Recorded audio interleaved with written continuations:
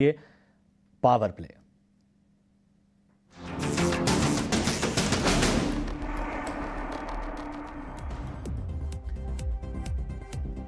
लक्ष्मीकांत जी बताइए, power play segment में आज आपकी पसंद क्या है? जी सबसे पहला स्टॉक है ऑयल इंडिया। यहाँ पर एक डेली के चार्ट्स पे एक कंसोलिडेशन ब्रेकआउट देखने को मिल रहा है इस स्टॉक्स में। और इस स्टॉक्स ने अभी एक पॉजिटिव क्रॉसओवर भी दिखाई दे रहा है 20 और 50 डीएमए का। तो मुझे लगता है कि यहाँ से स्टॉक में एक अपसाइड का मोमेंटम आता हुआ दिखाई दे सकता है आने वाले समय में। इसमें जो हमें स्टॉप लॉस मेंटेन रखना है वो रखना है अराउंड 474 का। और जो एक्सपेक्टेड जो टारगेट निकल कर आ रहे हैं वो निकल कर आ रहे हैं अराउंड दी लेवल्स ऑफ 612 के आसपास। तो चलिए, ऑयल एंड गैस क्षेत्र की और एक कंपनी ऑयल इंडिया, यहाँ पे बैट करने की आप बात कर रहे हैं लक्ष्मीकांत जी, और अच्छी खासी तेज़ी आपको देखने मिल सकती है। आपको स्टॉप लॉस रखना है करीब करीब 512 के आसपास के टारगेट जो है वो आपको स्टॉक में देखने मिल सकते हैं। तो ऑयल इंडिया एक स्टॉक है जहाँ पे खरीदारी कीजिएगा, और 470 का, माफ़ कीजिएगा, 470 का स्टॉप लॉस जो है वो यहाँ पे आपको रखना है। एमएमटीसी को देखिए, इस बाजार में जबरदस्त वॉल्यूम के साथ लगभग 8% की तेजी हमें देखने को मिल रही है। और इसके अलावा अगर हम बात करें जी एंटरटेनमेंट, जरा सामने लेकर आइए। जी एंटरटेनमेंट में भी देखिए लगभग 3.25% ऊपर आज हमें नजर आ रहा है। जी एंटरटेनमेंट यहाँ भी अच्छा वॉल्यूम हमें देखने को मिल रहा है। साथ ही खास तौर पे अगर हम देखें तो हमने चर्चा की थी और उस चर्चा में एक स्टॉक जो है वो अधूरा रह गया था, फीनिक्स मिल। लगभग 3.25% की तेजी हमें यहाँ पर देखने को मिल रही है। बताएं लक्ष्मीकांत जी, इन तीनों शेयरों पर क्या नजरिया आपका बन रहा है? पहला हम बात करें एमएमटीसी, दूसरा जी एंटरटेनमेंट, तीसरा फीनिक्स मिल। देखिए एमएमटीसी में एक शॉर्ट टर्म बॉटमिंग आउट होता हुआ दिख रहा है। हालांकि आज इसका जो डे हाई था वहां से एक प्रॉफिट बुकिंग भी दिखाई दे रहा है स्टॉक्स में। तो मुझे लगता है इसके जो की हर्डल्स है वो अराउंड 80 टू 85 के लेवल्स के आसपास है। अगर उसके ऊपर ये स्टॉक निकलता है वहां से डबल बॉटम ब्रेकआउट का हम एक्सपेक्टेशन कर सकते हैं। आरएसआई में भी पॉजिटिव डाइवर्जेंस बन रहा है। हालांकि निचले स्तर पर जो हमें प्रॉफिट बुकिंग देखने को मिली है, तो उसके बावजूद भी स्टॉक्स ने अपने जो प्रीवियस स्विंग लो है अभी भी उसके ऊपर ट्रेड करता हुआ नजर आ रहा है। तो मुझे लगता है कि बाय ऑन डिप्स की स्ट्रेटेजी के साथ यहाँ पर हम बाइंग कर सकते हैं। हमें स्टॉप लॉस मेंटेन रखना है अराउंड द लेवल्स ऑफ 69। जब तक स्टॉक 69 के ऊपर ट्रेड करता है तब तक हम एक अपसाइड का व्यू मेंटेन रख सकते हैं।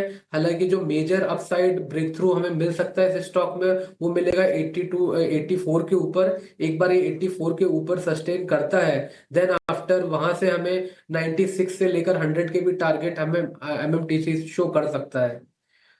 दूसरा जो आपका स्टॉक था वो जी इंटरटेनमेंट लिमिटेड है। यहाँ पर भी हमें एक बॉटमिंग आउट फॉर्मेशन देखने को मिल रहा है। एमएसीडी ने बुलिश क्रॉस ओवर दिया है। और अगर हम आरएसआई की बात करें तो आरएसआई के जो लेवल्स है वो 60 के आसपास सस्टेन कर रहे हैं। जो इमीडिएट हर्डल नजर आ रहा है जी इंटरटेनमेंट में वो नजर आ रहा है 140 का। 140 के ऊपर अगर ब्रेकआउट आता है तो वहां से हमें 150 तक के भी लेवल्स दिखाई दे सकते हैं। शॉर्ट टर्म ट्रेडिंग के लिए स्टॉक अच्छा है क्योंकि आज ही इसने कंसोलिडेशन ब्रेकआउट दिया है। तो मुझे लगता है कि अगर हम 129 का स्टॉप लॉस रखें और ये स्टॉक 140 के ऊपर अगर एक ब्रेक थ्रू देता है तो वहां से हम 150 के लेवल्स के लिए जी इंटरटेनमेंट में ट्रेड कर सकते हैं। फिर आपका जो तीसरा स्टॉक था वो था शायद फीनिक्स लिमिटेड। मिल्स, यस जी, फिनिक्स मिल्स। जी फिनिक्स मिल, हाँ। फिनिक्स मिल में जो स्ट्रक्चर दिखाई दे रहा है वो अभी शॉर्ट टर्म सेलिंग का ही दिखाई दे रहा है। हालांकि आज हल्की सी एक रिकवरी आई है। बट जब तक ये स्टॉक 1680 से लेकर 1700 के ऊपर सस्टेन नहीं करता है तब तक इसमें सेलिंग बना रहेगा। और अब अगर इसने अपने प्रायर स्विंग लो जो कि आ रहे हैं 1525 के आसपास, अगर उसके नीचे अगर ये क्लोजिंग देता है तो देन आफ्टर में फिर से सेलिंग देखने को मिलेगा। तो इसमें बाइंग मोमेंटम के लिए थोड़ा सा वेट करना चाहिए। 1700 के ऊपर अगर स्टॉक जाता है तो देन आफ्टर हम इसमें बाइंग पोजीशन क्रिएट कर सकते हैं।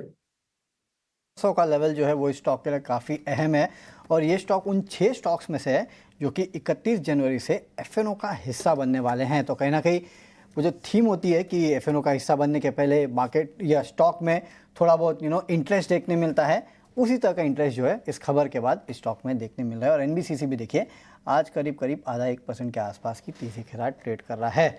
तो इन स्टॉक्स पे आप ज़रूर नज़र रखिएगा। इसके अलावा एक और स्टॉक पे नज़र रखनी चाहिए और वो है टीसीएस का। देखिए कल नतीजे आ जाएंगे और उसके पहले आज अगर आप देखेंगे तो 1-1.25% के आसपास की तेज़ी के साथ टीसीएस ट्रेड कर रहा है और ऑलमोस्ट दिन के उच्चतम स्तर के आसपास से ट्रेड करता हुआ दिखाई दे रहा है। शुक्ला जी, क्या करना चाहिए सर? टीसीएस पर रणनीति क्या होनी चाहिए, क्योंकि कल नतीजे आने वाले हैं, उसके पहले थोड़ा बहुत मोमेंटम देखने मिल रहा है। हमारे व्यूअर्स को बताइए सर, स्टॉप लॉस टारगेट कहाँ रखें?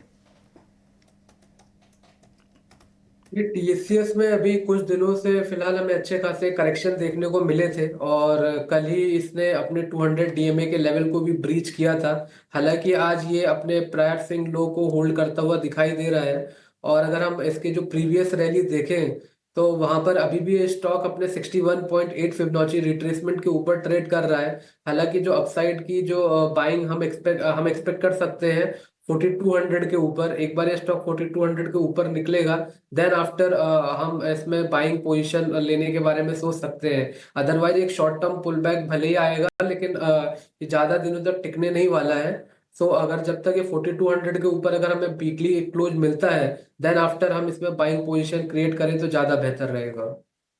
चलिए, तो ये रणनीति है टीसीएस पे और याद रखिएगा टीसीएस के कल आने वाले हैं नतीजे, उसके पहले थोड़ा बहुत टीसीएस जो है वो तेज़ी में दिखाई साफ दे रहा है। लेकिन ऑयल एंड गैस क्षेत्र की चर्चा हमने शो के शुरुआत में की थी। एक ऑयल एंड गैस क्षेत्र का स्टॉक है जो कि आज काफ़ी दबाव में है और वो है आईजीएल। अब देखिए सिटी गैस डिस्ट्रीब्यूशन कंपनियों में हालांकि वैसे भी ज़्यादा तेज़ी है नहीं, महानगर गैस फ्लैट है, गुजरात गैस हल्का गिरा हुआ है, लेकिन आईजीएल को पता नहीं क्या हो गया, करीब 5% के आसपास की गिरावट जो है वो आईजीएल में देखने मिल रही है। शुक्ला जी, आईजीएल में क्या करना चाहिए सर? 5% के आसपास की गिरावट है, यहाँ पे अभी भी बने रहें या फिर निकल जाना चाहिए स्टॉक से? देखिए पिछले अगर हम कुछ दिनों की रैली देखें तो 2 से 3 दिनों में यहाँ पे एक प्रॉफिट बुकिंग देखने को मिली है। आज bearish belt hold candle stick pattern भी बनता नजर आ रहा है। इसका मतलब यही है कि थोड़ा सा सेलिंग प्रेशर बना रहेगा। बट मुझे लगता है कि अभी ये स्टॉक अपने पिछले कंसोलिडेशन ब्रेकआउट लेवल को रिटेस्ट कर रहा है जो कि पिछली बार हमें दिखाई दिए थे 400 से लेकर 405 के लेवल्स के आसपास। तो मुझे लगता है कि वहां पर एक स्टेबिलिटी आती हुई नजर आएगी इस स्टॉक में, तो वो एक अच्छा लेवल रहेगा बाइंग करने का। और वहां पे अगर कोई रिवर्सल फॉर्मेशन होता है तो हमें एक पुल बैक फिर से आईजीएल में आता दिखेगा toward the levels of 435 to 445 zone. तो अगर किसी को बाइंग इनिशिएट करना है तो थोड़ा सा और प्रॉफिट बुकिंग का इंतजार कर लें। जैसे ही स्टॉक 400 से लेकर 405 के बीच में आता है तो वहां पर बाइंग करें तो ज्यादा बेहतर रहेगा। उस दौरान जो स्टॉप लॉस मेंटेन करना है वो करना है हमें 380 का, और जो अपसाइड के एक्सपेक्टेड मूव नजर आ रहे हैं वो आ रहे हैं 435 से 445 तक के। इंपॉर्टेंट लेवल्स पे आ चुका है, 400 या 405 के आसपास आता है तो ये वो लेवल है जहां पे आप आईजीएल में खरीदारी कर सकते हैं। ये राय है लक्ष्मीकांत जी की आईजीएल पे।